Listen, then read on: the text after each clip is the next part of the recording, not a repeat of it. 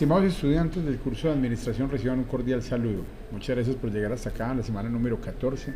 Hemos abordado temas muy interesantes de la organización, entre ellos la estrategia, que nos muestra la etapa de planeación aplicada desde lo más básico hasta lo más amplio y trascendental en la organización, proyectándola hacia un entorno futuro en el cual debe competir por diferenciación, por mecanismos que la hagan distinta y que garanticen la fidelidad de sus clientes a partir de la estrategia de diferenciación, ¿cierto? De ser distinta, de ofrecer algo distinto.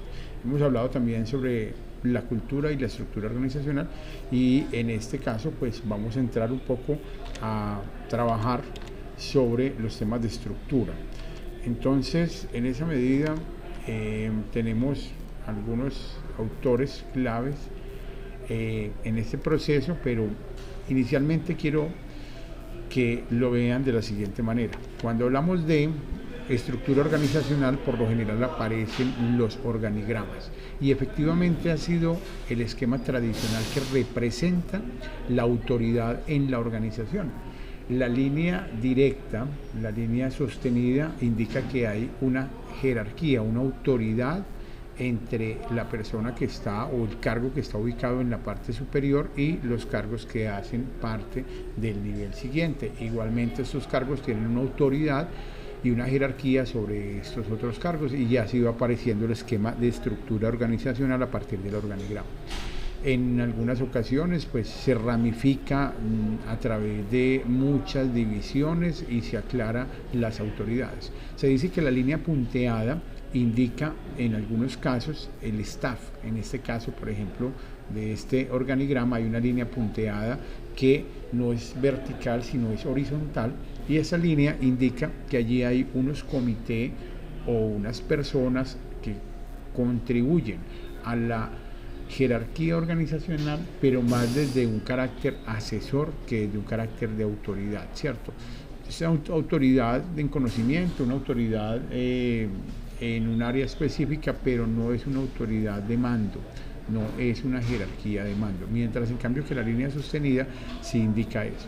Pero hoy en día, como lo vieron en el video de la semana número 12, estamos en una disyuntiva entre lo que es la organización como fenómeno de procesos y la organización como un fenómeno jerárquico. Y precisamente cuando uno pone aquí en el buscador mapa de procesos, entonces ya aparece una representación distinta que no es tan llena de líneas y que no tiene ese tipo de organigramas, no tiene ese mismo esquema que tienen los organigramas que vimos anteriormente, sino que ya buscan expresar las relaciones de la organización mediante los flujos de proceso, que era lo que nos indicaba el video de Esqualit, los videos en los cuales veíamos la gestión por procesos como una alternativa para desarrollar altas eficiencias en los sistemas productivos de bienes o servicios.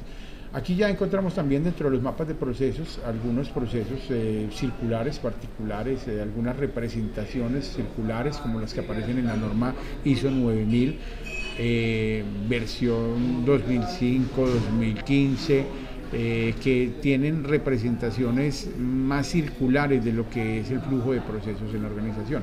Pero bueno, vamos de pronto a entender algunos referentes académicos como las definiciones que aportan Henry Misber, donde habla de las estructuras lineales de la organización como estructuras simples, donde la jerarquía está dada precisamente por una autoridad que tiene la persona que está en un cargo superior a la otra y punto. Simplemente es la forma en que debe funcionar una organización.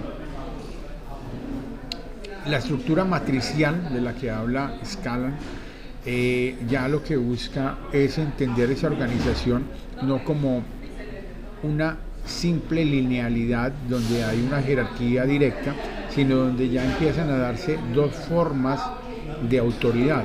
Una autoridad desde la dirección de la organización y las responsabilidades que cumplen y una autoridad bien sea por proceso, por producto o por proyecto.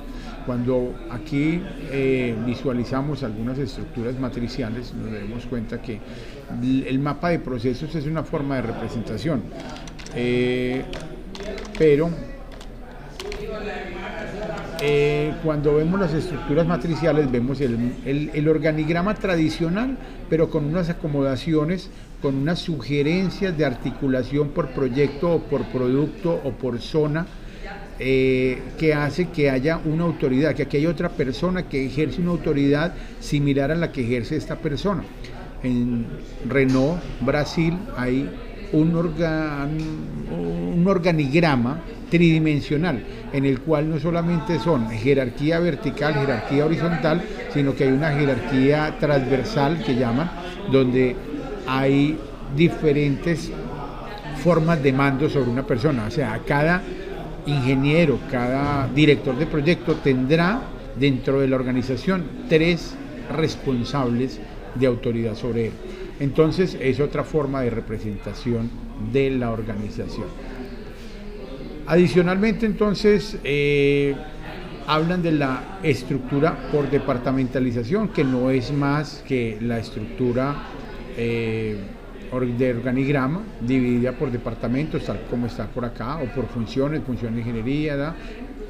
Realmente allí no hay una gran diferencia entre lo que es la estructura por departamentalización o el modelo de estructura funcional. Es lo mismo, precisamente acá el autor las reúne a las dos, y aquí hablan de la matricialidad por producto o de la matricialidad por territorio, que son otras formas de organizar el organigrama. Y finalmente la estructura circular la explican de una manera pues muy simple, muy sencilla, que son formas híbridas de ver la organización articulada a partir más allá que de autoridades, de responsabilidades. Entonces, esto es lo que tenemos en este momento en literatura sobre estructuras organizacionales. Aquí no hay ninguna norma que diga cómo se debe estructurar una organización. Esto es una tarea que cada organización debe cumplir. Aquí no hay una autoridad internacional como la ISO que diga el estándar de la estructura organizacional debe ser matricial o debe ser circular o debe ser el mapa de procesos o debe ser el organigrama tradicional y para otros efectos se debe utilizar otro. No, simplemente la organización es la responsable de representarse a sí misma a través de alguna de las estructuras, y esas estructuras deben dar solución a sus situaciones de autoridad, a sus situaciones de responsabilidad con el cliente. Y precisamente ahí es donde tenemos el primer texto que entra a controvertir este enfoque del organigrama que lo mata todo, y nos habla del verdadero descubrimiento del cliente. El libro de Aníbal Basurto, que lo que nos da a entender es que las formas de organizar la representación de la empresa pueden estar afectando la manera como entiendo a mi cliente interno y la manera como al final entiendo al cliente externo, y por eso muchas empresas se ahogan en la burocracia de un organigrama y realmente no le están llegando con los productos a satisfacción al cliente externo y pueden morir.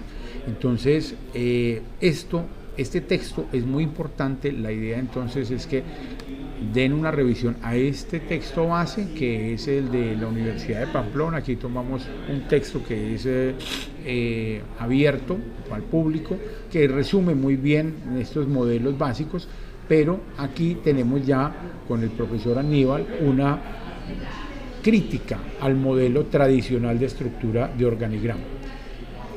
Igualmente entonces tenemos a Charles Blastaus con un libro en el cual nos muestra la evaluación organizacional como marco para mejorar el desempeño, y aquí hace una revisión muy corta. Aquí son 3-4 páginas, mentira, 6 páginas, de las 53 a las 60, para entender por qué la organización, la estructura de la organización define criterios de gobernabilidad y por lo tanto criterios de eficiencia y por lo tanto criterios de efectividad. Entonces este texto es muy importante para quienes se van interesando en esta temática. Ya les diré en el próximo video cómo vamos a trabajar. Tenemos también entonces el texto de Juan José Gili con algunas claves sobre la estructura organizacional. Aquí hay ciertas métricas donde se dice el número de personas y las referencias que debería tenerse en cuenta para realizar una estructura organizacional, un mapa de flujo de responsabilidades en la organización.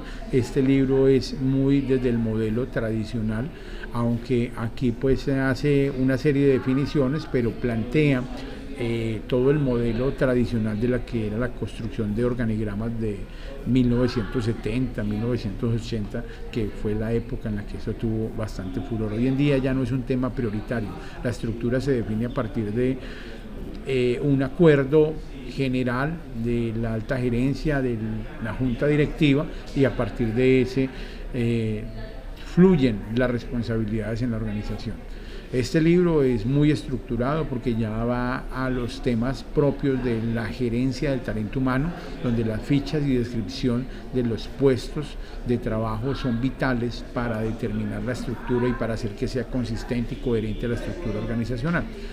Hay otros libros entonces aquí donde podemos ver el modelo de estructuras organizativas y el modelo funcional, la estructura funcional, la estructura matricial, la estructura circular, que realmente no tienen allí mayor despliegue de complejidad, simplemente son modelos en los cuales nos entendemos y ponemos de acuerdo a la organización para entenderlo. Esta es la literatura de Mintzberg, que lo veíamos acá dentro de las primeras definiciones de lo que es un modelo lineal.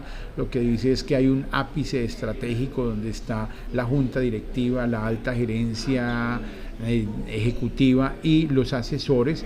Luego hay unas líneas medias de distribución de la autoridad a partir de vicepresidencias o de vicegerencias, y hay un área que es técnica, que se denomina la tecnoestructura, que es donde está la ingeniería, donde está el know-how, el saber hacer de la organización, el core de la organización, pero lo dejan aquí a un lado, que lo llaman tecnoestructura. Y hay otra parte que lo llaman el staff de apoyo, que son aquellos procesos que son parte de la organización, pero que no son el corazón, no son la esencia misional de la organización. Aquí en la tecnoestructura y en la línea media es donde realmente, pues digámoslo así, se hace la magia de los productos y servicios que van a dar la rentabilidad de la organización.